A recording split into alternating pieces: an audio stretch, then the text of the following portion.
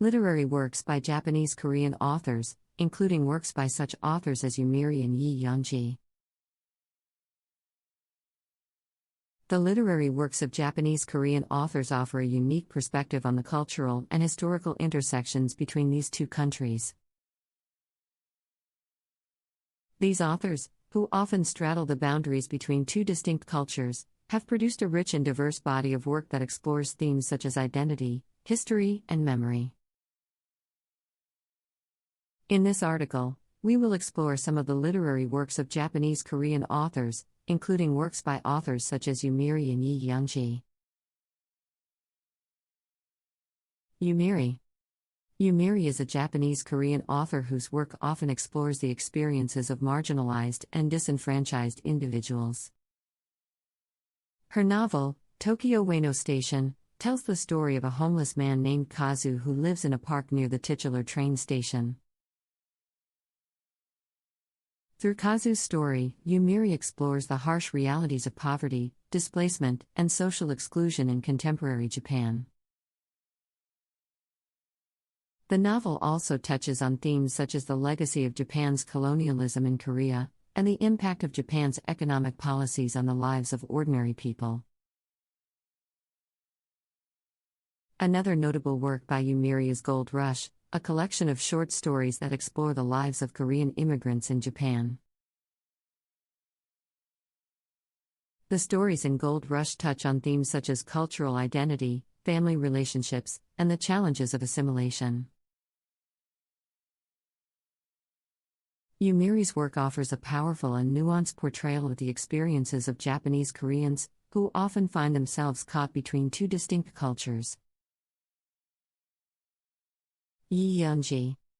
Yi Youngji is a Japanese Korean author who explores themes such as memory, trauma, and the impact of historical events on individuals and communities.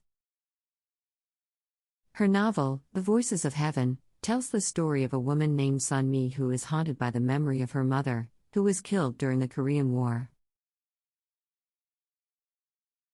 Through Sunmi's story, Yi Youngji explores the lasting impact of war on individuals and families, and the ways in which trauma can be passed down through generations. Another notable work by Yi Youngji is The Garden of Everlasting Memory, a novel that explores the experiences of a group of Korean immigrants living in Japan. The novel touches on themes such as cultural identity, history, and the challenges of assimilation. Yi Youngji's work offers a powerful and nuanced portrayal of the experiences of Japanese Koreans, who often struggle to find their place in a society that can be hostile to their presence. Kim Saryong. Kim Saryong is a Japanese Korean author who explores themes such as identity, family relationships, and the impact of historical events on individuals and communities. Her novel, The Court Dancer, tells the story of a Korean court dancer named Yi Jin who is taken to Japan during the late 19th century. Through Yi Jin's story, Kim Saryong explores the complex relationship between Korea and Japan during this period, and the ways in which individuals were caught up in the larger historical forces at play. Another notable work by Kim Saryong is The Korean Language, a collection of short stories that explore the experiences of Korean immigrants living in Japan. The stories in the Korean language touch on themes such as cultural identity, family relationships, and the challenges of assimilation. Kim Saryong's work offers a powerful and nuanced portrayal of the experiences of Japanese Koreans, who often find themselves caught between two distinct cultures. Conclusion. The literary works of Japanese Korean authors offer a unique perspective on the cultural and historical intersections between these two countries. These authors, who often straddle the boundaries between two distinct cultures, have produced a rich and diverse body of work that explores themes such as identity, history, and memory. Through their work, they offer a powerful and nuanced portrayal of the experiences of Japanese Koreans, who often find themselves caught between two distinct cultures. The work of authors such as Yumiri, Yi Youngji, and Kim Saryong is a testament to the enduring power of literature to explore and illuminate the complexities of the human experience. Many literary works by authors of Japanese Korean descent illuminate the complexities of identity, belonging, and intergenerational trauma within Korean communities in Japan. Facing discrimination and forced assimilation policies, Japanese Koreans have used writing as a means of self-expression, cultural preservation, and social activism. Their works provide insight into the Japanese Korean experience and contribute valuable perspectives to the broader Japanese literary scene. One notable author is Yumiri, who writes in Japanese. Her debut novel, Underground, follows several generations of a Japanese Korean family and explores issues of prejudice, displacement, and silence surrounding their identity. Yu's prose vividly captures the emotional nuances of characters who feel trapped between two cultures yet excluded by both. In works like Asleep, she also uncovers intertwined histories of Japan and Korea that confront uncomfortable truths surrounding colonialism and war. Yu's writing confronts discriminatory narratives while affirming the complexity of Japanese Korean identity. Other authors like Yi Youngji write primarily in Korean but address the duality of inhabiting Japanese and Korean cultures. In works translated into Japanese like Our Happy Time, Yi grapples with feelings of alienation growing up in Japan while yearning for a Korean identity she did not fully understand.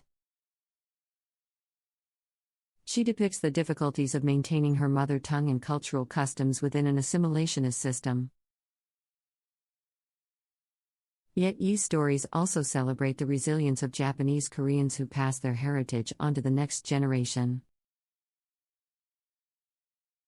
Her writing reclaims voices that have historically been marginalized while illuminating the richness of Japanese Korean culture. Many works by Japanese Korean authors also incorporate the perspective of Zainichi Koreans, ethnic Koreans who have lived in Japan for generations. Authors like Nora Oksha-Keller, whose debut novel Comfort Woman explores the experiences of Korean comfort women. During World War II, interrogate how Japanese Korean identities have been shaped by colonization, war and state assimilation policies. Their writing critiques lingering discrimination while envisioning a more just and inclusive Japanese society. Zainichi writers in particular seek to move beyond labels of minority or outsider by portraying Japanese Koreans as integral parts of Japan's social fabric. Overall, literature written by Japanese Korean authors serves as an important form of cultural preservation, countering distorted and exclusionary narratives surrounding their identity. Their works center Japanese Korean experiences and sensibilities that have long been marginalized within the Japanese literary field. By embracing themes of alienation, code switching, cultural memory, and dual inheritance, writers strive to make the invisible visible and affirm the legitimacy of their hyphenated identities. Japanese Korean literature bridges two cultures while carving out a space of its own, broadening perspectives and evoking compassion and recognition among wider audiences. Through the act of imaginative storytelling, writers seek not only self-affirmation, but also social connection and transformed understanding that may ultimately help mend histories of conflict and inequality. Literature is a powerful medium for exploring the complexities of culture, history, and identity. In recent years, the literary works of Japanese Korean authors have gained increasing recognition for their unique perspectives on the Korean diaspora in Japan, as well as the broader issues of identity and belonging. In this article, we will explore the literary works of Japanese Korean authors, including works by Yumiri and Yi Youngji, and their contributions to the world of literature. Yumiri. Yumiri is a Japanese-Korean author who was born and raised in Japan. She is known for her powerful and moving portrayals of the Korean diaspora in Japan, as well as her exploration of the complexities of identity and belonging. In her novel Gold Rush, Yumiri tells the story of a Korean-Japanese family living in a small Japanese town. The novel explores themes of discrimination, identity, and cultural assimilation, as the family struggles to find their place in a society that is often hostile to their presence.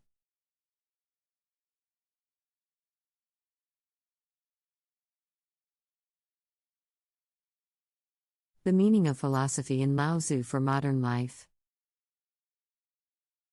The Tao Te Ching is a classic Chinese text attributed to the philosopher Lao Tzu. Written over 2,000 years ago, it offers a unique perspective on the nature of existence, the human condition, and the role of wisdom in navigating life's challenges. In this article, we will explore the meaning of philosophy in Lao Tzu and how it can be applied to modern life. The central concept of the Tao Te Ching is the Tao, which can be translated as the way or the path. The Tao represents the underlying order of the universe, the source of all existence, and the ultimate reality that underlies all phenomena. According to Lao Tzu, the Tao is ineffable and cannot be fully understood or expressed in words, but it can be experienced directly through intuition and contemplation. The Tao Te Ching also emphasizes the importance of living in harmony with the Tao, which requires a deep understanding of the nature of existence and the human condition. Lao Tzu argues that the key to living in harmony with the Tao is to cultivate a state of wu-wei, which can be translated as non-action or effortless action. Wu-wei does not mean laziness or inactivity, but rather a state of being in which one acts spontaneously and without attachment to the outcome of one's actions. The philosophy of Lao Tzu has many implications for modern life. In a world that is often characterized by stress, anxiety, and a sense of disconnection, the Tao Te Ching offers a powerful antidote. By cultivating a deeper understanding of the nature of existence and the human condition, we can learn to live in harmony with the Tao and experience a greater sense of peace and fulfillment in our lives. One of the key insights of the Tao Te Ching is the idea that the pursuit of external goals and achievements can often lead to frustration and disappointment. Lao Tzu argues that it is not the attainment of external goals that brings happiness and fulfillment, but rather a deep sense of inner peace and contentment. By letting go of attachment to external outcomes and focusing on cultivating a state of inner harmony, we can experience a greater sense of satisfaction and purpose in our lives. The concept of wu-wei is also highly relevant to modern life. In a world that is often characterized by constant activity and busyness, the idea of non-action may seem counterintuitive. However, Lao Tzu argues that by cultivating a state of wu-wei, we can achieve a greater sense of flow and ease in our lives. Rather than constantly striving and pushing, we can learn to act spontaneously and in harmony with the natural flow of events. The philosophy of Lao Tzu also emphasizes the importance of humility and simplicity. In a world that is often characterized by materialism and consumerism, the Tao Te Ching offers a powerful critique of these values. Lao Tzu argues that the pursuit of wealth, power, and status can often lead to a sense of emptiness and dissatisfaction. And that true happiness and fulfillment can only be found through a deep sense of inner harmony and simplicity. Another key insight of the Tao Te Ching is the idea that all things are interconnected and interdependent. Lao Tzu argues that the separation between self and other is illusory, and that all things are ultimately part of the same underlying reality. By recognizing the interdependence of all things, we can cultivate a greater sense of compassion and empathy for others, and work towards creating a more harmonious and sustainable world. Finally, the philosophy of Lao Tzu emphasizes the importance of wisdom and contemplation. In a world that is often characterized by superficiality and distraction, the Tao Te Ching offers a powerful reminder of the importance of cultivating a deep and profound understanding of the nature of existence. Through contemplation and reflection, we can gain insights into the nature of the Tao and the human condition, and develop a greater sense of wisdom and understanding. In conclusion, the philosophy of Lao Tzu offers many insights into the nature of existence and the human condition, and has many implications for modern life. By cultivating a deeper understanding of the Tao, living in harmony with its underlying order, and practicing Wu Wei, humility, and simplicity, we can experience a greater sense of peace, fulfillment, and purpose in our lives.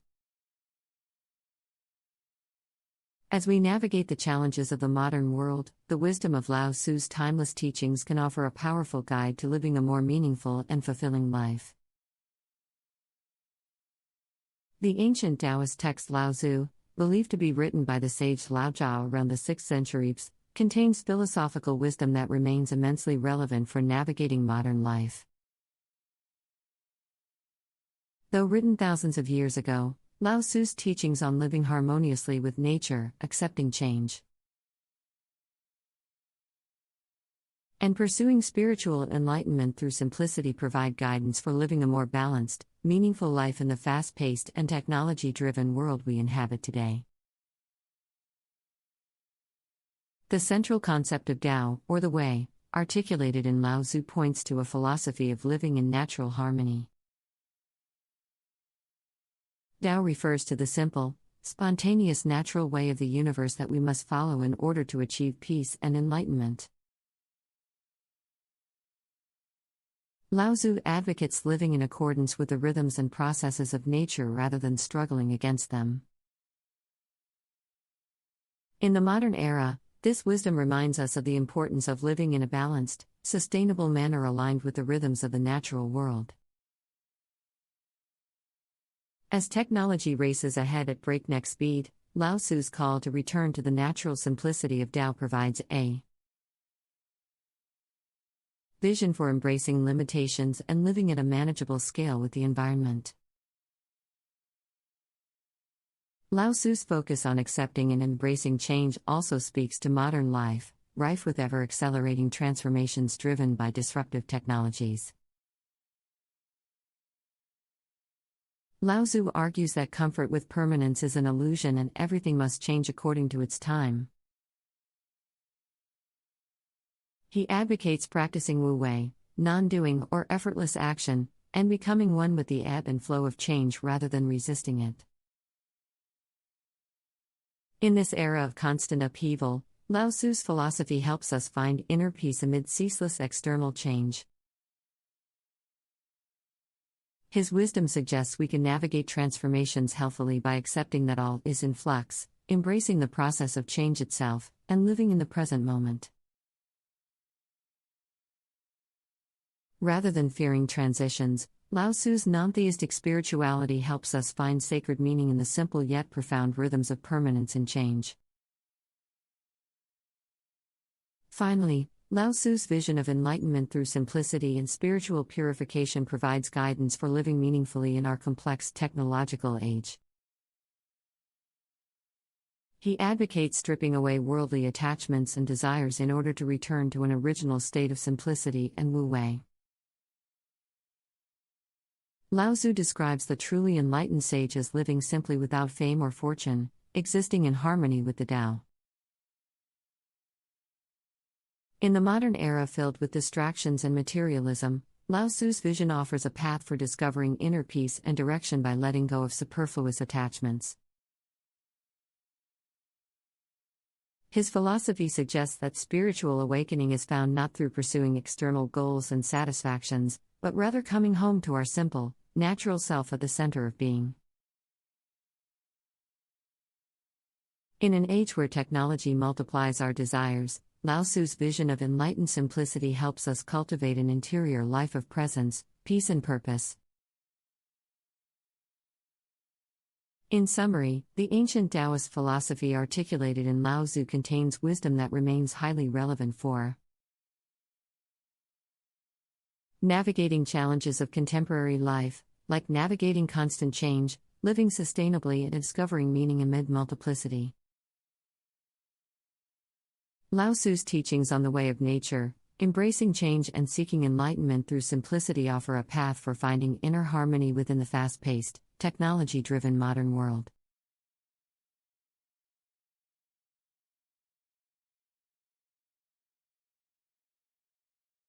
The importance of the later Han Shu for the study of Chinese history. The later Han Shu, also known as the Book of the Later Han, is a historical text that covers the history of China during the later Han dynasty from 25 to 220 AD.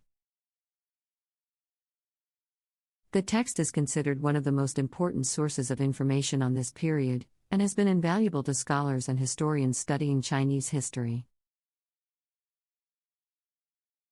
In this article, we will explore the importance of the later Han Shu for the study of Chinese history, and how it has contributed to our understanding of this fascinating period. One of the key contributions of the later Han Shu is its detailed and comprehensive coverage of the later Han dynasty. The text provides a wealth of information on the political, social, and cultural developments of this period, including the reigns of individual emperors, major events, and important figures. This level of detail is invaluable for historians seeking to understand the complexities and nuances of this period, and helps to provide a more complete picture of Chinese history during this time. Moreover, the later Han Shu is notable for its attention to detail and its commitment to accuracy. The text is filled with detailed descriptions, explanations, and analyses of various aspects of Chinese society, from the structure of government to the customs of everyday life. This level of detail is a testament to the dedication and meticulousness of the authors of the text, and has helped to ensure its lasting relevance and importance as a historical source. One of the key areas where the later Han Shu has been particularly valuable is in its coverage of the rise and fall of the powerful eunuch faction during the later Han dynasty. The eunuchs were a group of castrated men who held significant power and influence during this period, often at the expense of the imperial court and the ruling emperor. The later Han Shu provides a detailed account of the eunuchs' rise to power, as well as their subsequent downfall and the attempts to curb their influence. This coverage of the eunuch faction is particularly valuable because it sheds light on a little understood aspect of Chinese history. The eunuchs were a powerful and influential group, yet their role in Chinese society has often been overlooked or downplayed in historical accounts. The later Han Shu helps to rectify this by providing a detailed and nuanced account of the eunuchs' role in Chinese society, and the impact that they had on the later Han dynasty. Another area where the later Han Shu has been valuable is in its coverage of the interactions between China and other cultures during the later Han dynasty. The text provides detailed accounts of the diplomatic missions and cultural exchanges that took place between China and neighboring countries, such as Korea, Japan, and Vietnam. This coverage is important because it helps to provide a more complete picture of Chinese history, and to highlight the ways in which China was connected to the broader world during this period. Moreover, the later Han Shu is notable for its attention to the cultural and intellectual developments of the later Han dynasty. The text provides detailed accounts of the major intellectual and cultural movements of the period, including Confucianism, Taoism, and Buddhism. This coverage is important because it helps to contextualize the intellectual and cultural developments of the later Han Dynasty, and to understand their lasting impact on Chinese society and culture. In addition to its detailed coverage of the political, social, and cultural developments of the later Han Dynasty, the later Han Shu is also notable for its literary and stylistic qualities. The text is written in a highly literary and poetic style, with a focus on vivid imagery and evocative language. This stylistic approach has helped to elevate the later Han Shu from a mere historical text to a work of art in its own right, and has contributed to its lasting appeal and relevance as a cultural and literary work. In conclusion, the later Han Shu is a valuable and important text for the study of Chinese history. Its detailed coverage of the later Han Dynasty, including the rise and fall of the eunuch faction, its coverage of cultural and intellectual developments, and its attention to detail and accuracy, have all contributed to our understanding of this fascinating period. Moreover, the literary and stylistic qualities of the text have helped to elevate it from a mere historical source to a work of art in its own right. For scholars and historians of Chinese history, the later Han Shu remains an invaluable and indispensable resource, and a testament to the enduring power and relevance of Chinese history and culture.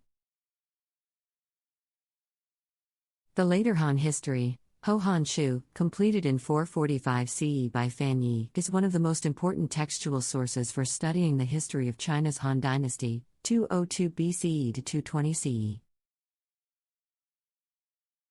The Ho Han Shu is invaluable for several reasons. First, it provides a comprehensive account of the later Han period, 25 to 220 CE.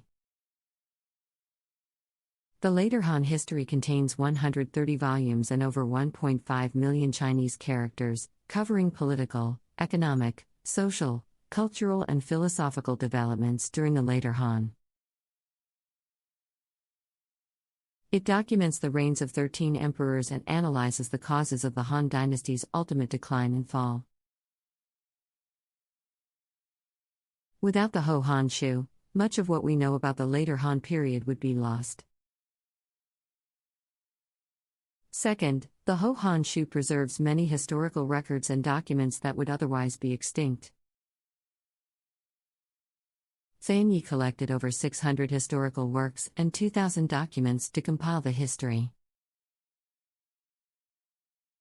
Unfortunately, almost all of these source materials are now lost. The Ho Han Shu thus becomes the only existing repository for much of the information it contains on the later Han period. Without it, huge gaps would exist in our knowledge of this important era in Chinese history. Third, the Ho Han Shu contains biographies of over 2,000 important officials, scholars, philosophers, and other figures during the later Han. The biographies describe the major contributions and legacies of these individuals and provide glimpses into their personal lives and dilemmas. They allow historians to understand the development of key philosophical schools of thought and cultural trends that emerged during the later Han. Fourth, the Ho Han Shu records details about the lives of common people during the later Han period that help historians understand social history. It describes customs, occupations, entertainment, clothing, food, marriage practices, and legal system, giving a fuller picture of how ordinary people lived their lives. For example, it documents the emergence and spread of Buddhism among common people, a development with major long-term consequences. Fifth, the Ho Han Shu includes valuable statistical data and facts that are difficult to obtain from other sources. It records economic data like state revenues and expenses, the sizes of armies and imperial gardens, circulation of coins, prices of goods, and more. It also provides population figures, geographical measurements, and details of the imperial bureaucracy, information. Crucial for historians studying political, economic, and social trends during the later Han period.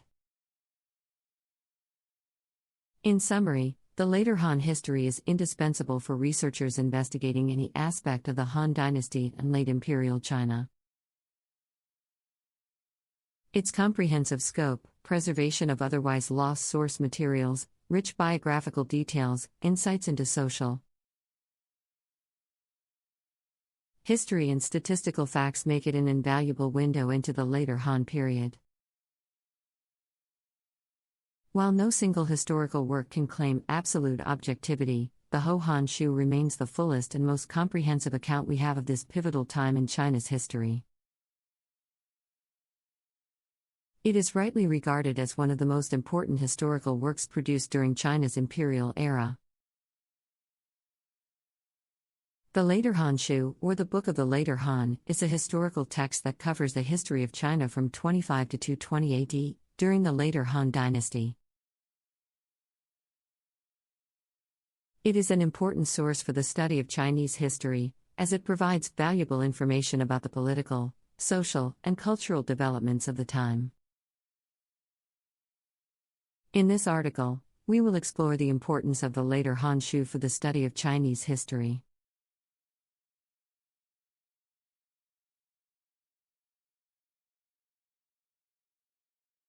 The value of the narrow road to the deep north in contemporary Japanese culture.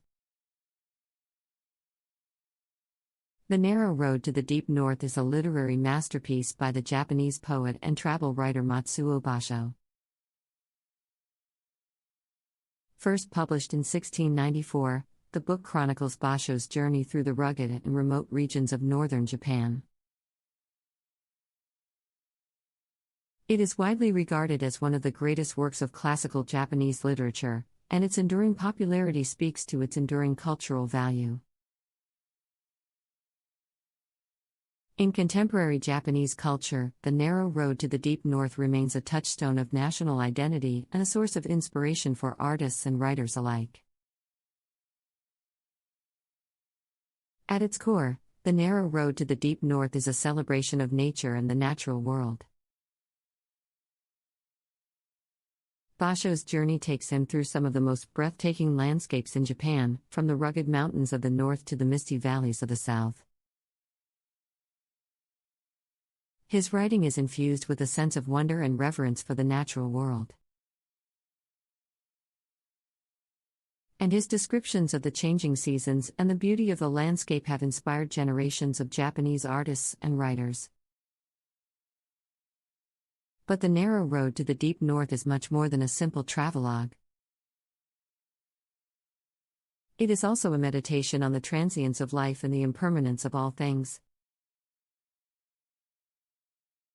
Throughout his journey, Basho encounters many examples of both natural and human beauty, but he also witnesses the destructive power of time and the inevitability of death. His writing is suffused with a sense of melancholy and longing, and his reflections on mortality and the fleeting nature of existence have resonated with readers for centuries. In contemporary Japanese culture, Basho's message of impermanence and the importance of living in the moment remains as relevant as ever. Japan is a country that has undergone rapid social and economic change in recent decades, and many Japanese people feel a sense of disconnection from their cultural roots. The Narrow Road to the Deep North offers a powerful reminder of the importance of staying connected to nature and to traditional Japanese values, even in the face of rapid modernization and globalization. One of the ways that contemporary Japanese artists and writers have engaged with Basho's legacy is through the practice of haiku. Haiku is a short, minimalist form of poetry that originated in Japan in the 17th century, and it remains a popular form of expression in Japan and around the world. Haiku typically consists of 3 lines, with a total of 17 syllables, and it often focuses on themes of nature, the changing seasons, and the beauty of the natural world. Basho is widely regarded as one of the greatest haiku poets of all time, and his influence can be seen in the work of many contemporary Japanese poets. His emphasis on simplicity and directness, as well as his deep connection to nature, has inspired generations of haiku writers, and his legacy can be felt in the many haiku contests and festivals that take place throughout Japan each year. In addition to inspiring poets and writers, The Narrow Road to the Deep North has also had a profound impact on contemporary Japanese culture more broadly. The book is widely studied in schools and universities throughout Japan, and it is often cited as a key work of Japanese literature. Its themes of nature, impermanence, and the search for meaning have resonated with readers across generations, and its message of the importance of staying connected to traditional Japanese values remains as relevant today as it was over 300 years ago. One of the ways in which The Narrow Road to the Deep North has been interpreted in contemporary Japanese culture is as a critique of modern society. Basho's journey takes him through many remote and isolated regions of Japan, and his encounters with the people he meets along the way offer a glimpse into a way of life that is rapidly disappearing in modern Japan. The book can be seen as a lament for a simpler, more connected way of life, and a reminder of the importance of preserving traditional Japanese values and cultural heritage. In recent years, there has been a growing movement in Japan to reconnect with traditional Japanese culture and values, and The Narrow Road to the Deep North has been seen as a key text in this movement. Many Japanese people are seeking to rediscover their cultural roots and to find ways to live more connected and meaningful lives in the face of rapid social and economic change. Basho's message of the importance of staying connected to nature and to traditional Japanese values has resonated with many people in Japan who are searching for a sense of purpose and meaning in their lives. In conclusion, The Narrow Road to the Deep North is a cultural touchstone in contemporary Japanese culture. Its celebration of nature and the natural world, as well as its meditation on the transience of life and the importance of living in the moment, continue to inspire and resonate with readers in Japan and around the world. Basho's legacy can be felt in the work of contemporary Japanese poets and writers, as well as in the growing movement to reconnect with traditional Japanese values and cultural heritage. As Japan continues to grapple with the challenges of modernization and globalization, the message of The Narrow Road to the Deep North remains as relevant and important as ever.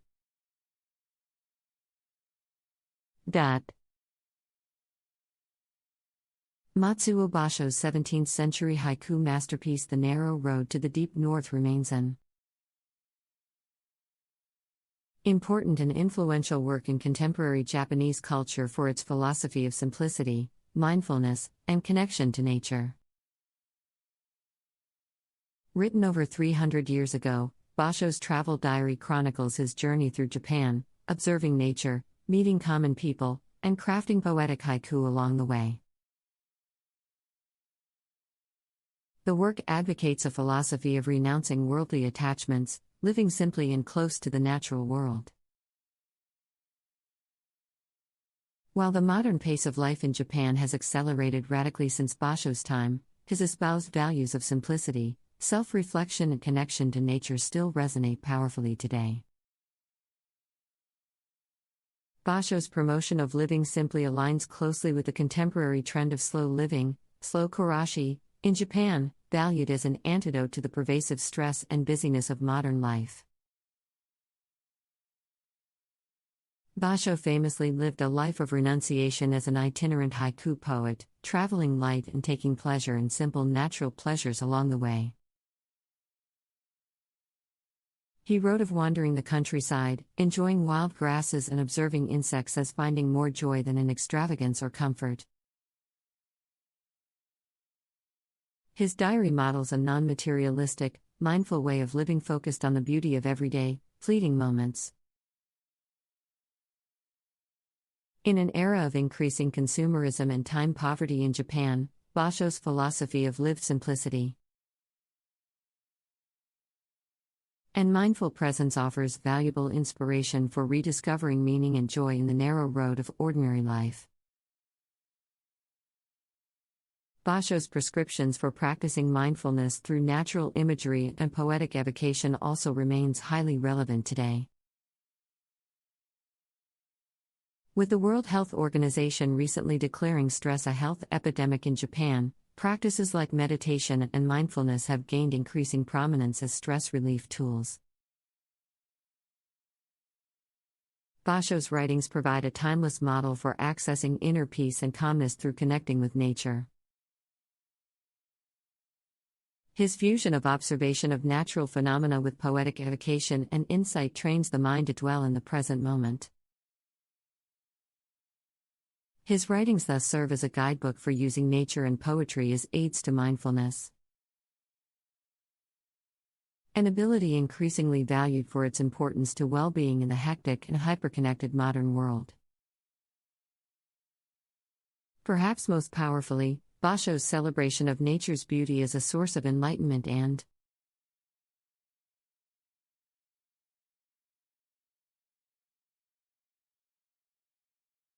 love and freedom in Anne Frank's diary.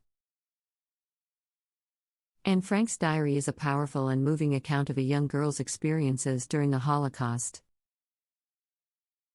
In addition to documenting the horrors of war and persecution, the diary also offers insights into the complex and often conflicting emotions of adolescence, including the themes of love and freedom.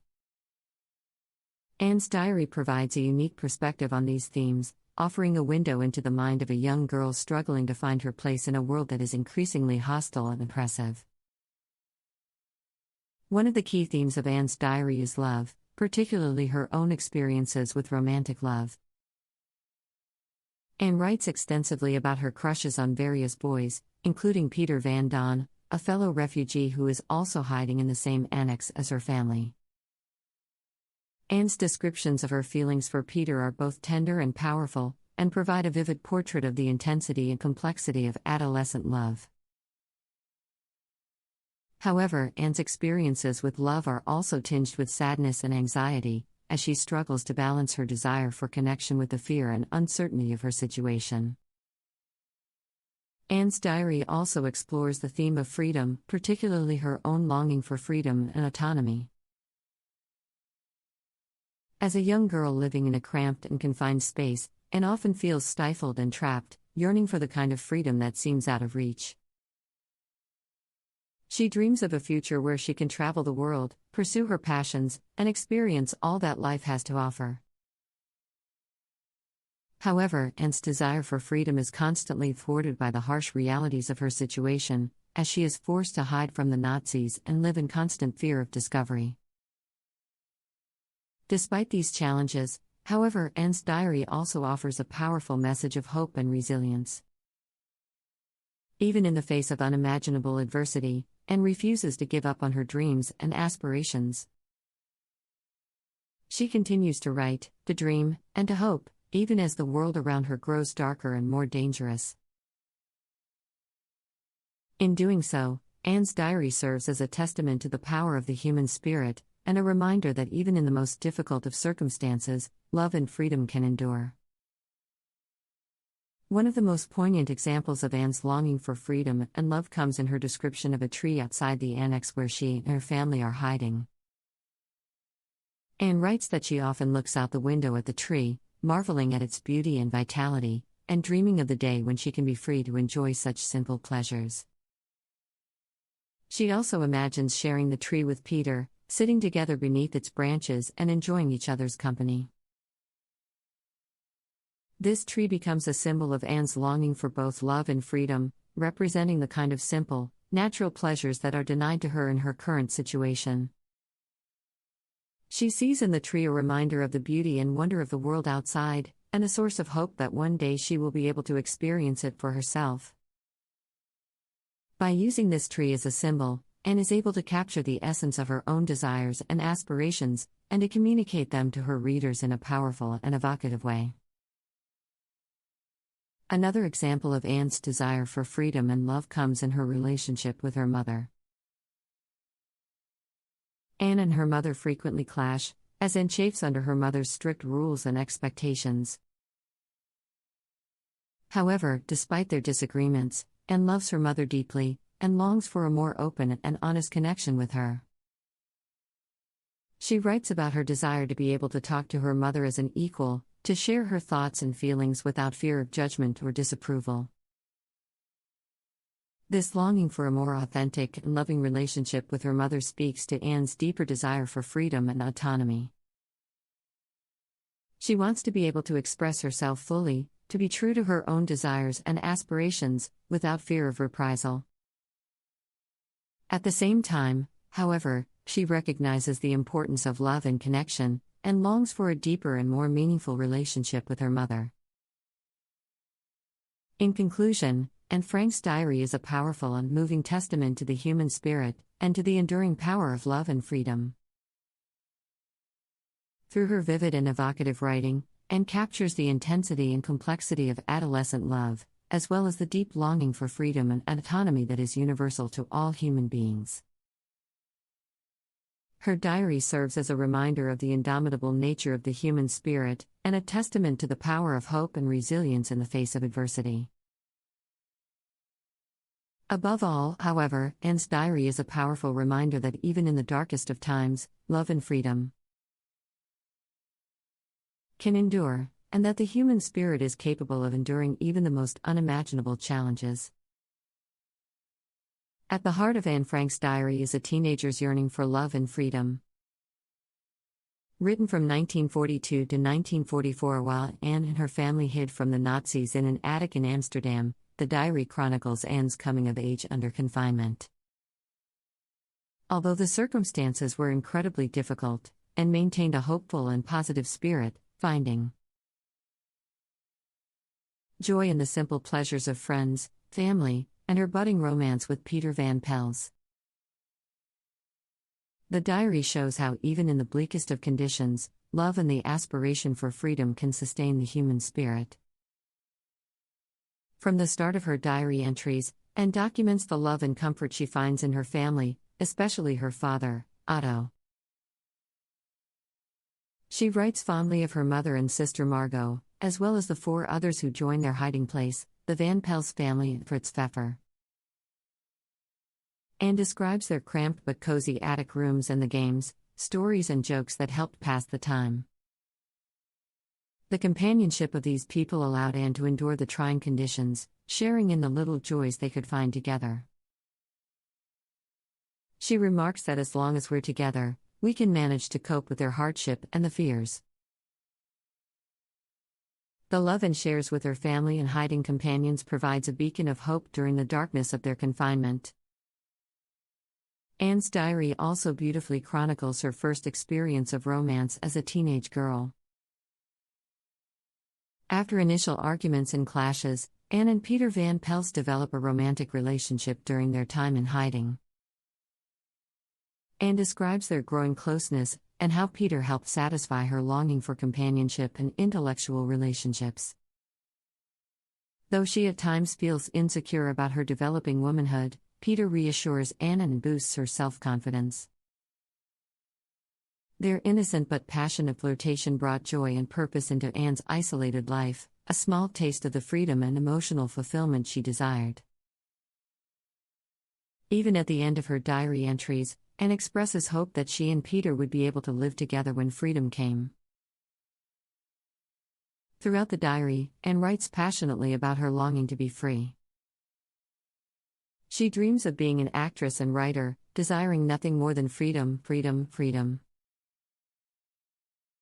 Anne's frustration with the confinement of hiding is palpable, yet she maintains an optimistic hope that freedom will one day return.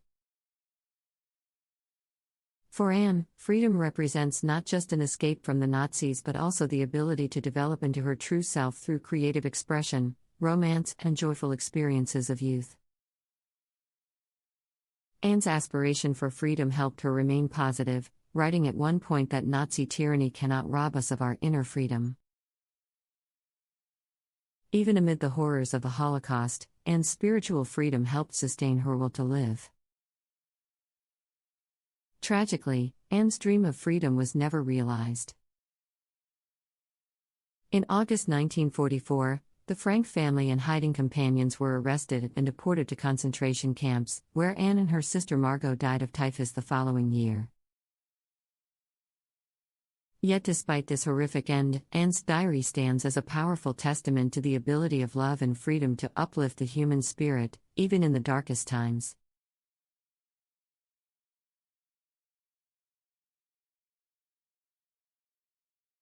Love and Return to Origin in Age of the Invisible by Gabriel Garcia Marquez.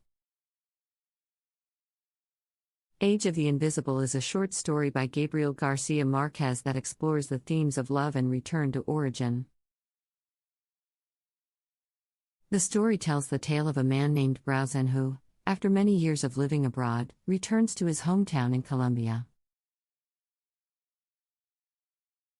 In this article, we will explore the themes of love and return to origin in Age of the Invisible, and how they contribute to our understanding of the human experience.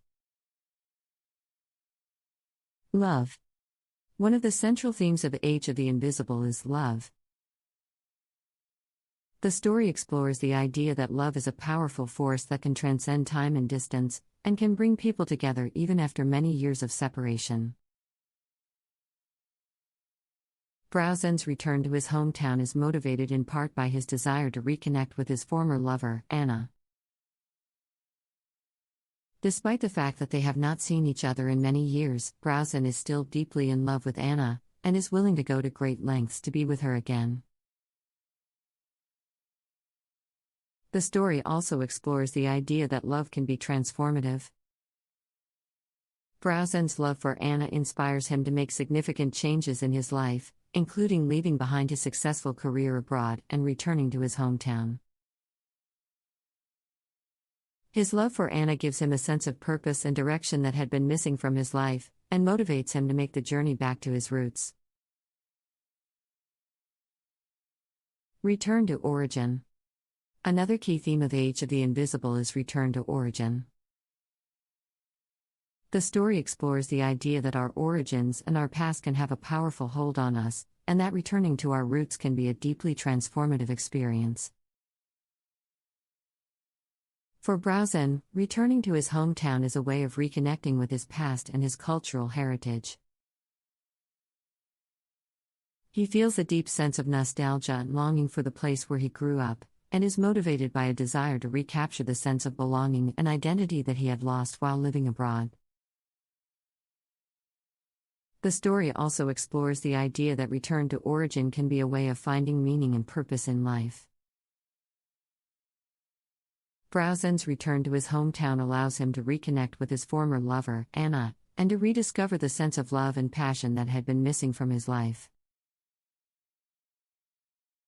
Through his return to origin, Brausen is able to find a renewed sense of purpose and direction, and is able to make significant changes in his life that he had been unable to make while living abroad. Conclusion. In Age of the Invisible, Gabriel Garcia Marquez explores the themes of love and return to origin, and how they contribute to our understanding of the human experience. The story is a powerful exploration of the transformative power of love, and the ways in which it can inspire us to make significant changes in our lives. It is also a poignant exploration of the idea of return to origin, and the ways in which our past and our cultural heritage can shape our sense of identity and purpose. Through the character of Brausen, Marquez invites us to reflect on our own experiences of love and return to origin, and to consider the ways in which these themes have played a role in our own lives. Ultimately, Age of the Invisible is a powerful testament to the enduring power of love and the importance of staying connected to our roots. The short story Age of the Invisible by Gabriel Garcia Marquez portrays love and longing for one's origin through the experiences of a Latin American journalist who returns home after 2 decades. The central themes of love, both romantic and familial, as well as a desire to reconnect with one's roots, run through the narrative. The journalist meets an old flame, Lucrecia, for the first time in 20 years as he returns to cover a workers' strike. Lucrecia represents his romantic past, and the journey to rediscover that lost love serves as a metaphor for reconnecting with one's origins. Their carefully crafted yet awkward interactions reveal feelings still simmering beneath the surface, though tempered by time and changed circumstances. Lucrecia now has a husband and daughter, and the journalist lives most of the year abroad. Despite this, their shared memories and intimacy from the past call to them. When Lucrecia confesses to still regretting the journalist did not propose marriage back then, he wishes he could turn the clock back to rectify his mistake. This highlights the pull of a past love that cannot fully be recaptured but still occupies a place in one's heart. The journalist's yearning for what might have been with Lucrecia parallels his broader desire to regain a genuine memory of his homeland after decades of separation. Both forms of origin, one's first love and one's birthplace, are recalled nostalgically yet imperfectly. The journalist realizes half of Lucrecia's spell remained with him across 2 decades, just as half of his country did. The journalist's reunion with his father further underscores the theme of returning home. He realizes how much his father has aged and connects with him through the simple act of sharing a drink.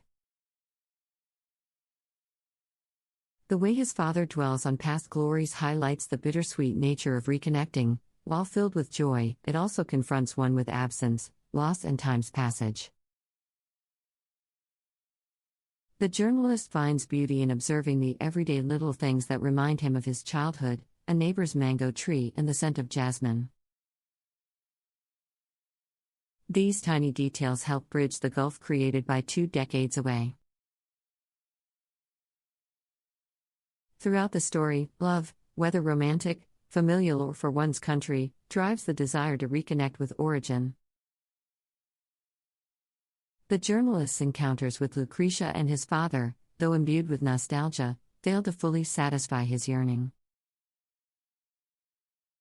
They reveal how much has changed irreversibly while reminding him of what remains fundamentally the same: the capacity for meaningful human connection across time. Ultimately, the story suggests that while one can never fully regain or replicate an origin, the act of return itself gestures toward truth. Though imperfectly recalled and eternally out of reach, love of one's home and first loves continue to shape our identity and orient our lives.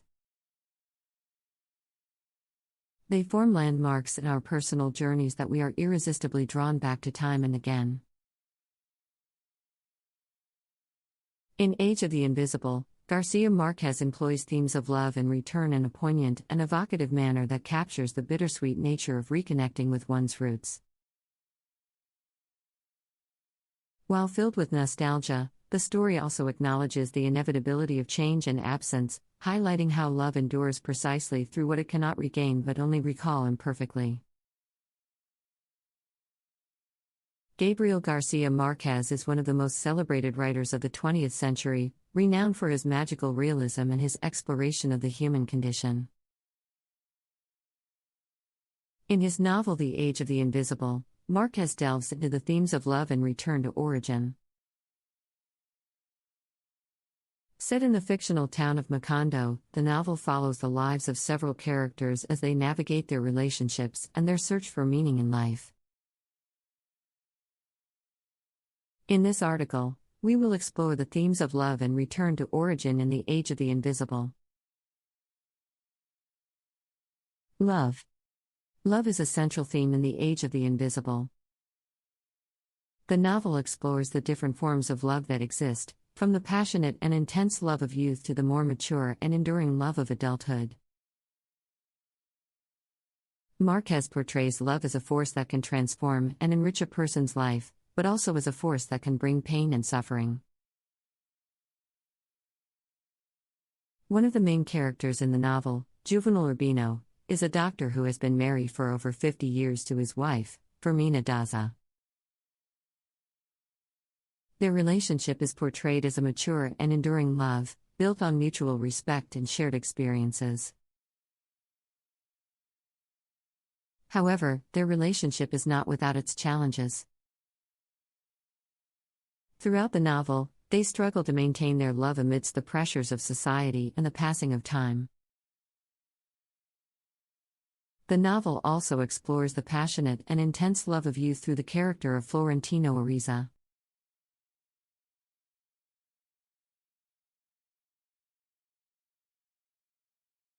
The similarities and differences between The Pillow Book and The Dream of the Red Chamber of China. The Pillow Book and The Dream of the Red Chamber are two of the most famous classic works of Chinese literature. Both were written during the Ming Dynasty and have become enduring cultural treasures of China. While these two works share certain similarities, they also have distinct differences in terms of their content, style, and cultural significance. In this article, we will explore the similarities and differences between The Pillow Book and The Dream of the Red Chamber. Similarities. One of the most striking similarities between these two works is their focus on the lives of the aristocracy and the upper classes of Chinese society. Both works depict the lives of wealthy families and their struggles for power, status, and social recognition. The Pillow Book is a collection of personal musings and observations by the court lady Sei Shonagon, while The Dream of the Red Chamber is a novel that tells the story of a prominent family in imperial China. Both works provide insight into the lifestyles and values of the Chinese elite during their respective time periods. Another similarity between the two works is their attention to detail and their focus on the nuances of everyday life. The Pillow Book is notable for its detailed descriptions of court life, including the rituals and customs of the imperial court. The Dream of the Red Chamber similarly provides a detailed portrait of the daily lives of the aristocracy, including their social interactions, romantic relationships, and cultural traditions. Both works are notable for their ability to capture the complexities and nuances of human experience, and to present them in a vivid and engaging manner. Finally, both The Pillow Book and The Dream of the Red Chamber are notable for their literary and cultural significance. Both works have been celebrated as masterpieces of Chinese literature, and have been widely read and studied for centuries. They are considered important cultural artifacts of their respective time periods, and have contributed to our understanding of Chinese history and culture. Differences. Despite their similarities, there are also significant differences between The Pillow Book and The Dream of the Red Chamber. One of the key differences is their style and structure.